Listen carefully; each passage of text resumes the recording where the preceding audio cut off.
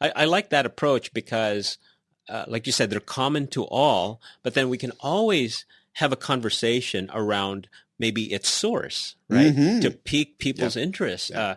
especially the seeker.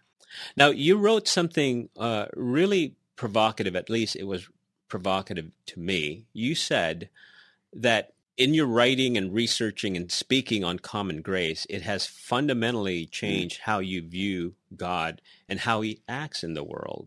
How has that changed your view of God and his actions in the world?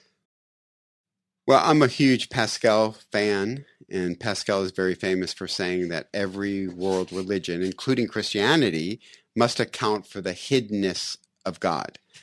And I want God to be less hidden. I want to see him act in ways that are clearly God, and sometimes I'm frustrated by that. Woody Allen once said, if God exists, he's certainly an underachiever, is what Woody Allen said.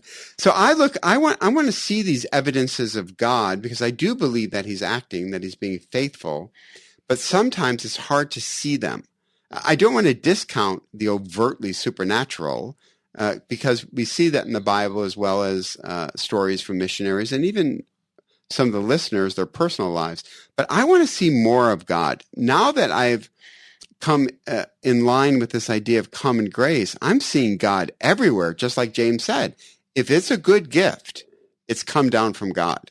So now, even though we're in a pandemic, imagine trying to do that pandemic without N95 masks, vaccines, the courage of frontline workers, both Christian and non-Christian. We would be a mess without stimulus packages from the government and all those kind of things. We just would be desperate.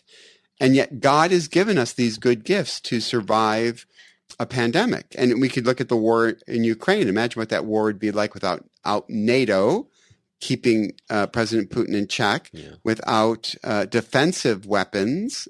Surely Ukraine would have been already captured.